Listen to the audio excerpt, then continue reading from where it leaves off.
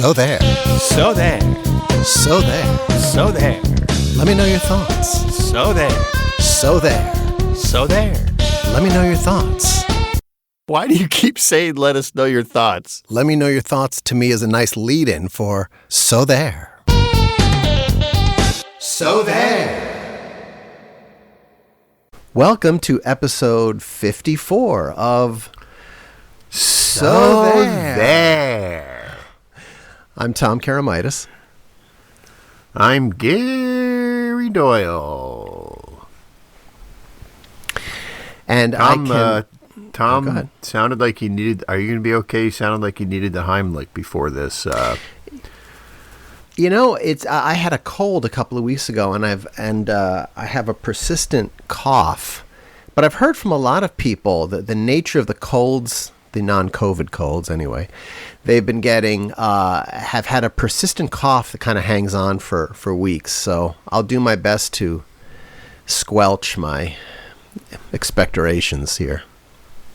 Do the gray days have Tom Karamitis down? We have not had sunshine here in Chicago in probably a month. Very much so. Very much so. I was commenting on this to somebody at work the other day, and it's just this, dreary, endless string of just the exact same day. Heavy overcast, Right. I think it's supposed to break soon, but it's. I feel like we've had about one sunny day in January so far. So, right. Get Gary Doyle down. I know you can't sit on your screen porch this time of year. I don't get seasonal affect disorder, as they call it. I don't really get that. I don't enjoy it, but I'm fine. I am enjoying this winter, I have to say, because there is a lack of snow, which I absolutely love. I hate snow. I hate shoveling it, hate driving in it. I don't like anything about it. And so it's been a delightful winter from that standpoint. Yeah. I will say another I have a feeling that we might have hit the tipping point and are on the downslope on the phenomenon we've been identifying in advertising lately as noun as verb. I have not heard any new campaigns that profess to holiday greatly or whatever. I no new ones. It seems like every time we've done a podcast recently, I've had about 3 or 4 new ones. I have a new one. Uh-oh. I spoke too soon.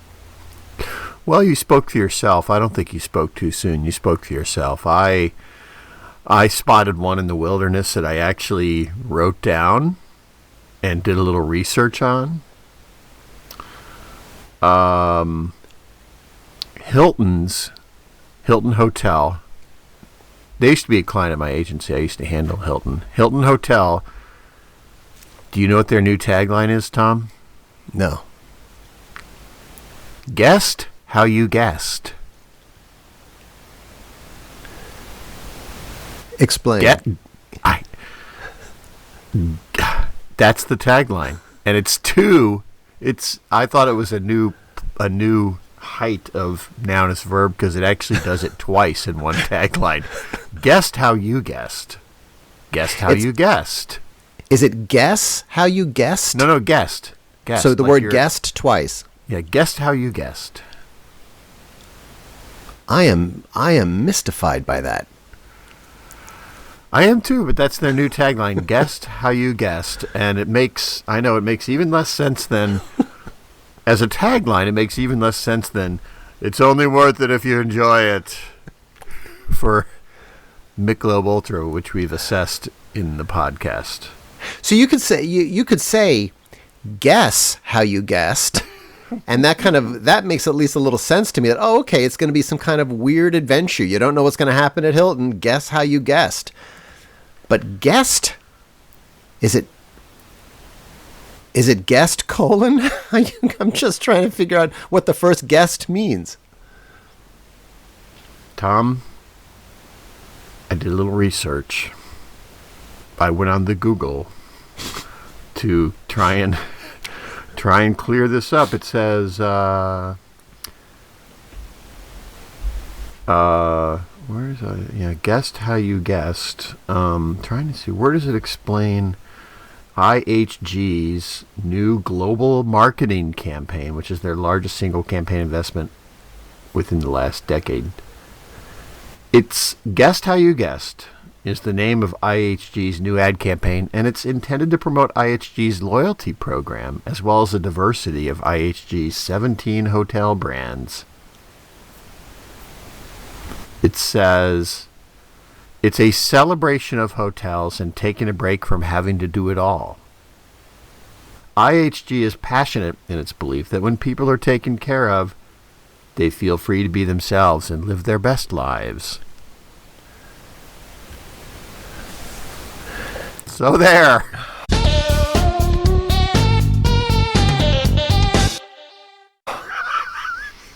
Well, you read me the press release. Are you in a position to perhaps explain this to me? Do you understand it? No. That's why I researched it. Right. I didn't understand it at all when I first heard it, and then the research says it's they have 17 different brands like Hampton Inn and Hilton and Conrad, all higher end hotels. Right. So they have all these different hotels, and I think they're saying guessed how you guessed. Like, do your own style of hotel. Right? Okay. With the emphasis on you. Guessed how you guessed. Okay. Guessed the way you want to guessed. Okay. By the way, because I didn't understand this, I also at the same time, I did research it's only worth it if you enjoy it. Would you like to know what that means? I would love to. This is what the company says that tagline means from Michelob Ultra. To challenge the widely accepted primacy. Is that primacy or primacy? To challenge the widely accepted primacy of success in sport being defined as win at all costs, Michelob Ultra's It's Only Worth It If You Enjoy It campaign asks consumers to re-examine their definition of success through iconic sporting photographs which crop out the winning athletes to focus on the joy. Does that tagline feel to you like it came out of a strategy session, but it never quite made it to the creative department, and somehow they didn't pass go and didn't collect $200, and it just somehow went from strategy to the client?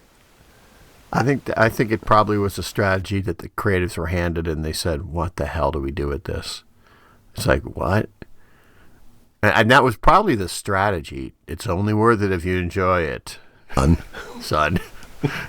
They had the son after that, and the planner. They made the planner take that out because women worked in the campaign too, so they felt that was not the right thing to do. Yeah. I don't know. So there.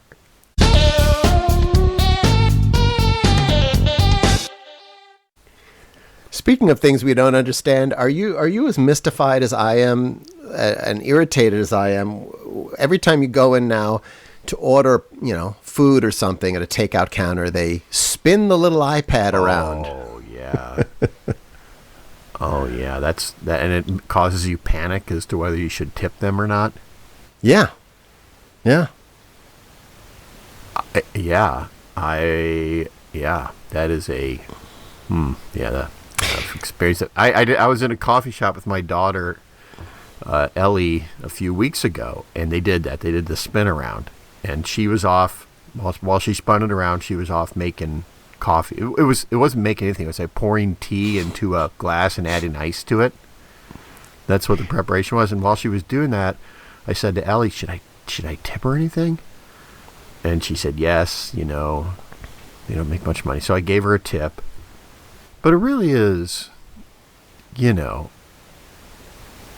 it's a tip in a restaurant is for a waiter who goes and gets your food and brings it out and takes your order and writes it down and goes back to the kitchen and makes several trips, doing your drinks, refilling them, whatever, clearing your plates, all that stuff, right? That's what a waiter earns their money for. They earn their tip for. But they're asking you to give a tip for somebody that's pouring coffee or what have you, or making a burrito.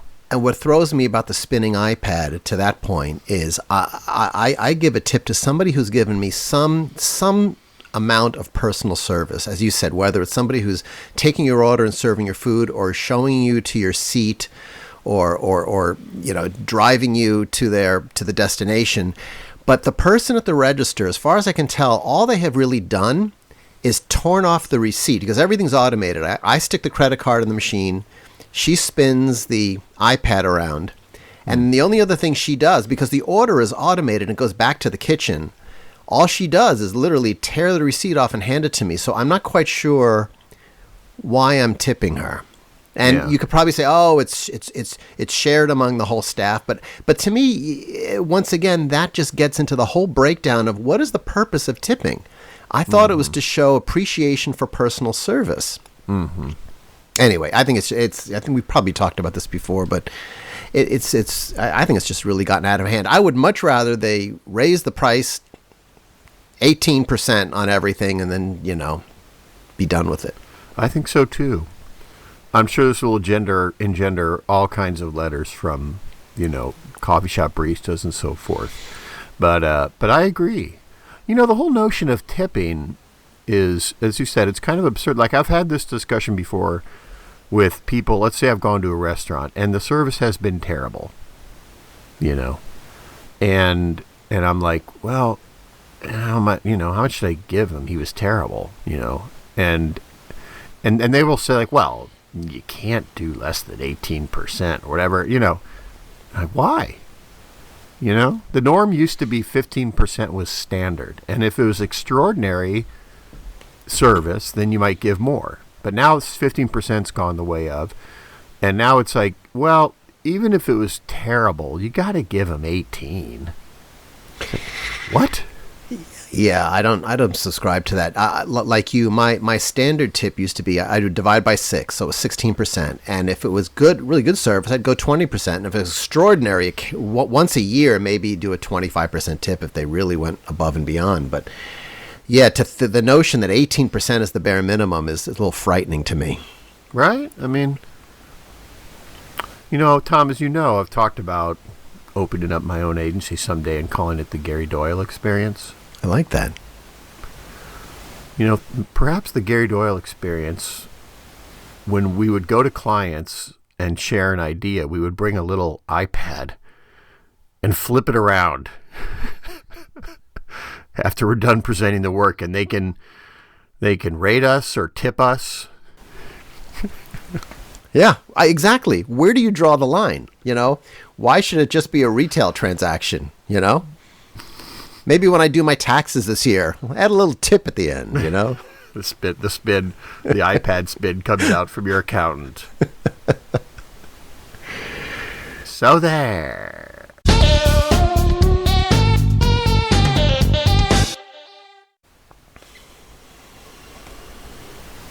Tom, you're not a big college football fan, right? Big college football fan? No, I'm probably a fair weather college football fan. Okay, so you probably didn't notice that, they play the bowl games at the end of the year. All the bowl games are, sponsored by companies, right? Like the Doritos Fiesta Bowl or whatever, that, right? Yep. So I noticed one. I didn't watch it, but I saw the results in the paper, some, third tier bowl game, but it was called the ReliaQuest Bowl. ReliaQuest. ReliaQuest would be a company then? Yeah. Now, I don't know what they do, but, it was one of those kind of mashed up names for, 2 words and you put them together. ReliaQuest. Right? And so I started thinking, and companies, marketers always have the second part of the word capitalized, so it'll be Relia and then capital Quest, but one word. Right? Yeah. So I started thinking about all the other companies that do this, that do 2 words mashed into one. Do you want to know? I thought of a few. I did some research. Do you want to hear them? I sit with bated breath. So there's Ameritrade, right? There's a lot of things with Amera in it. Ameritrade, Ameriprise. This was a testing company that listener Anne reminded me that we used on one of my clients years ago. Ameritest. Ameritest. Then there's others. Nutrigrain, right? You've had Nutrigrain bars. Nutrigrain, Omnicom, the ad agency, the holding company, Omnicom, Wintrust. Get it, Tom? Wintrust. WeatherTech, floor mats. EcoSport, which is an engine Ford makes. On and on and on. I just thought it was interesting. Yeah, when I worked at Ogilvy, one of our early cellular clients was Ameritech. You might remember them. They were one of the early. Yeah. Amera. Yeah. Amera, and then Tech. Tech. Yeah, it's They awfully showed it in lazy. the focus groups, and people are like, "Well, it's American. I like that. It's got some tech in it. They sound smart." What more can you ask for? What more could you ask for? And everybody behind the glass in the focus group is high-fiving each other. When do we get our money for participating? I almost signed up for a focus group. I got an email yesterday for the PGA Superstore where I go every so often. They wanted to pay me $250 to participate in a focus group, but I had to do it in the suburbs in the middle of a weekday, and I was, why not do it? I would have done it at night. I would have done it on a weekend, but Sure. Yeah, I've done that. Do you ever get those email requests to participate in a market research survey? About 20 times a day. I answer them. And I quickly drop off when it gets to questions like, the IT decisions you make for your company. I'm like, I don't think they're looking for me. But I made it through one time, and I got paid like $300 for about an hour. It was great. And did they give you money when you're walking out the door at the end, or what do they do? No, they send you a check. I wasn't physically there. It was a Zoom. It was a Zoom. It was great. Ameritest.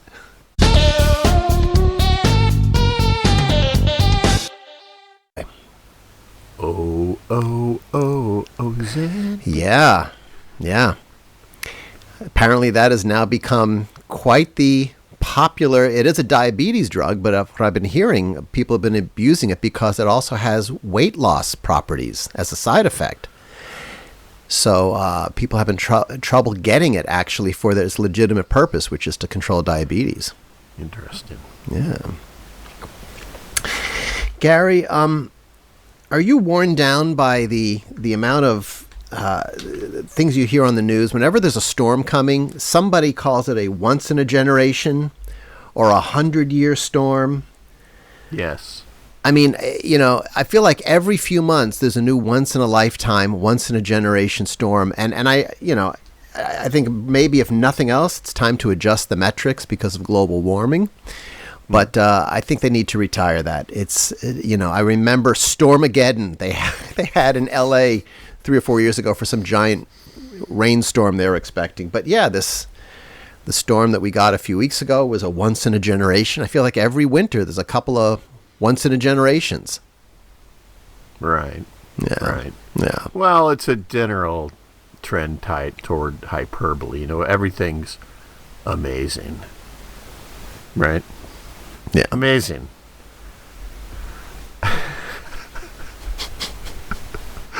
I sent you that PDF with the word change. Amazing, thank you. Oh, Really? just an It really empty wasn't- platitude? Yes, it wasn't really amazing. I just changed a word and sent it back. Amazing, thank you. I appreciate you.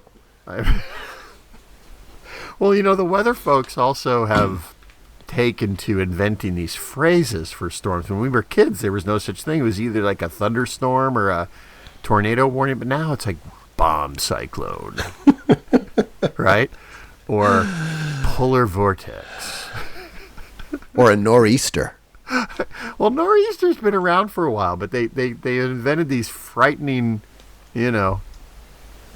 terms that sound like post-apocalyptic terms that, we're all going to die. Bomb cyclone. So immediately go to your basement.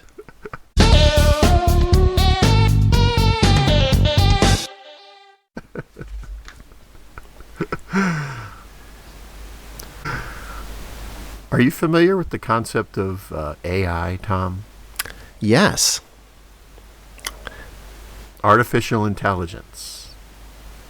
Yes. So I don't know if you're aware of this. I became aware of this, and Gary Doyle, ahead of the curve as always. But a few months ago, a friend of mine shared a site with me called OpenAI. Are you familiar with OpenAI? I think so. Is it the site that will write a term paper for you? Right. And so I saw this a few months ago, and now everyone's talking about it. I was 3 months ahead of everybody else, but people are now talking about Chat GPT and OpenAI, and yeah, it's quite frightening. I teach a course, as you know, in advertising, and I asked it to create a thesis level paper on the lack of minority representation in advertising, and it spit it right out, and it was pretty good. It was kind of mind blowing. You can use it to create, you can use it to create a recipe. You can use it to create a restaurant review, all kinds of things. But I used artificial intelligence, Tom, to review the So There podcast. Seriously, you could do that, huh? Yes. This is frightening and intriguing at the same time. That's all I entered in the box was, and you can do this for all kinds of things. You can say create taglines for a donut shop, and then it'll ask you to say give a couple of keywords like fresh or friendly, and it'll create taglines. It's pretty incredible and frightening. But I asked it to write a review of the So There podcast, and that's all I wrote. Yeah. You want to hear what it said? I can't wait. The So There podcast with Gary Doyle and Tom Karamitis is a unique and engaging podcast. It offers a fresh take on modern entertainment, providing a relaxed and humorous atmosphere for its audience. The podcast is hosted by Gary Doyle and Tom Karamitis, two friends who have been in the entertainment industry for many years.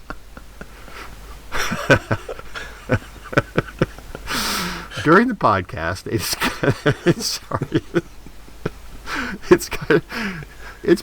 part accurate and part kind of funny. Sorry. During the podcast, they discuss everything from current events to their life experiences. The two are also good storytellers, as they often draw upon their personal experiences to illustrate their points. The podcast has a relaxed and humorous tone, and Doyle and Karamitis have a great chemistry. They banter back and forth, often jokingly referring to each other as brother from another mother.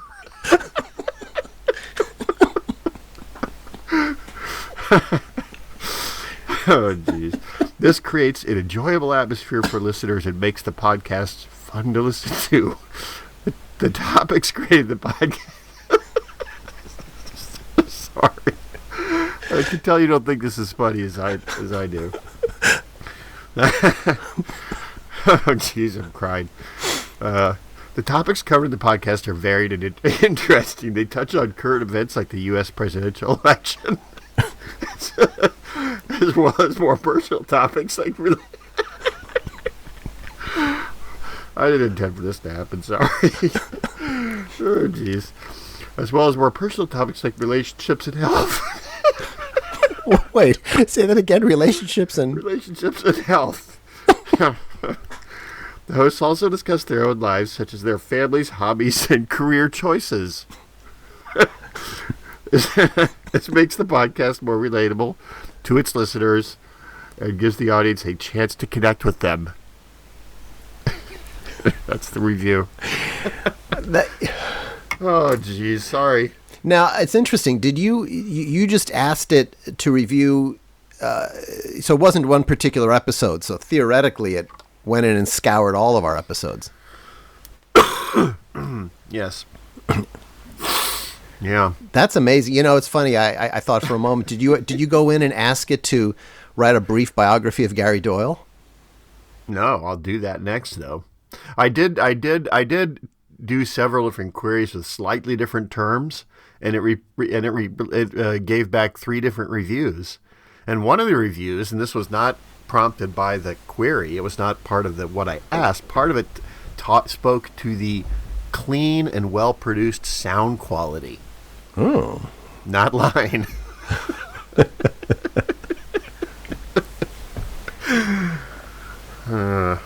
Well, it's nice to know that The fruits of my labor are enjoyed even by a cyber being somewhere.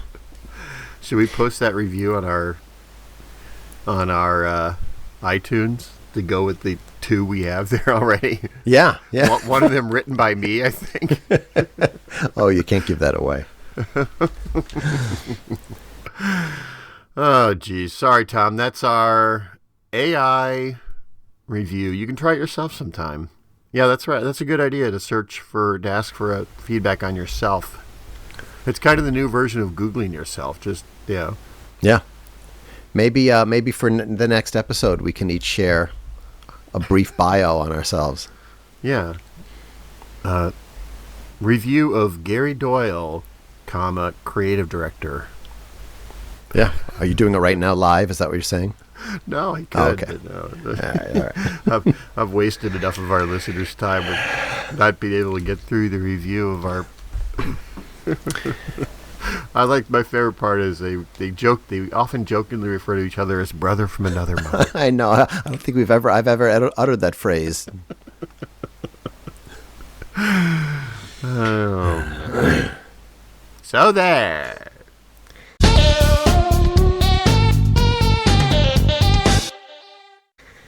I found. I know you found this AI thing. I found a kind of another interesting gambit that I pursued on Facebook. And I would challenge our listeners to try this themselves. It's very interesting. Scour your friend list and find a friend who you really only know that person. You didn't go to college with them. You didn't go to high school with them. You don't live necessarily in the same city with them. So find a friend that fits into that category. To give you an example, many years ago, I worked at ABC for a summer, and I met a guy there, and somehow we reconnected years later, and he became a Facebook friend. So I clicked on him recently, and after I clicked on him, I clicked on the list of his friends, and they all kind of filled the page.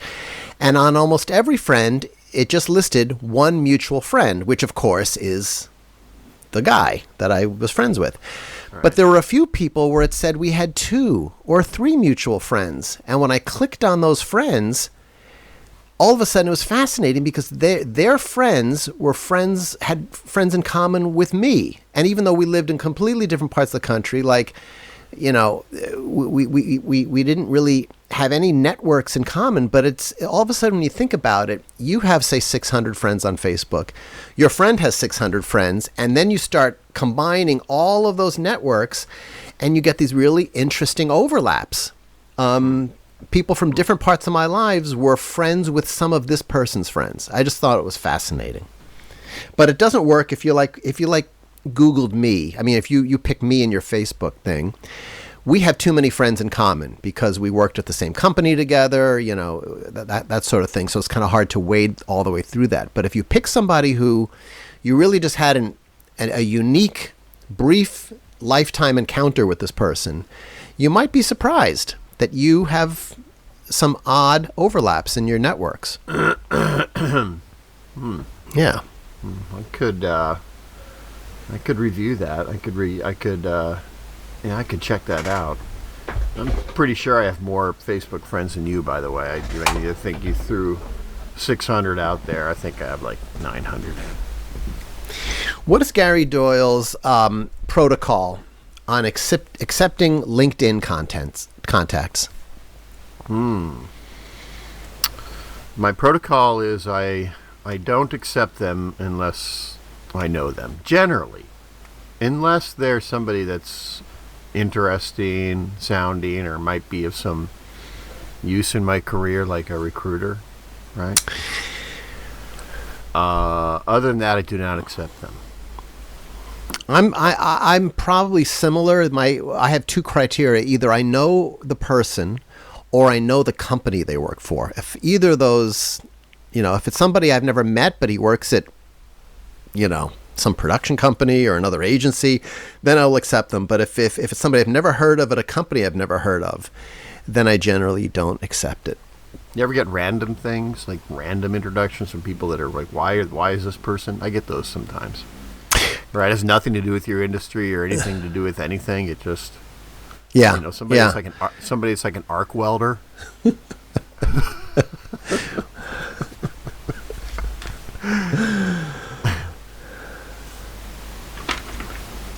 So there.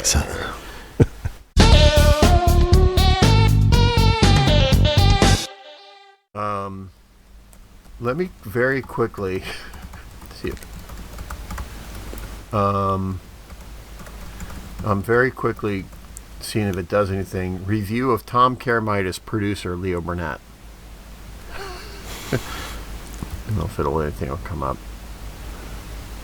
Wow, look at this, Tom. Is this tape still rolling? This. Yes. Oh my gosh, look at it's just spitting it out. You want to hear it? Tom Karamitis has an extensive background in producing advertising campaigns for some of the world's leading brands. His work with Leo Burnett is widely admired and has been featured in numerous publications. He is an innovative thinker who brings an excellent eye to the creative process and has been credited with helping bring some of the most successful campaigns to life. Tom's ability to work with a wide range of clients and create unique and effective campaigns has made him an invaluable asset to Leo Burnett. He is also an excellent communicator and has the confidence to take risks and push the boundaries of creativity. His work is truly masterful, and it's no wonder that he is one of the most sought-after producers in the industry. None of that's true, but I think I have a new best friend. If you can have a crush on an artificial intelligence being, I think I've achieved that. Well, Tom, on that glowing note, what better way to end the podcast than a review of the masterful Tom Karamitis? This is Gary Doyle and Tom Karamitis saying, So there.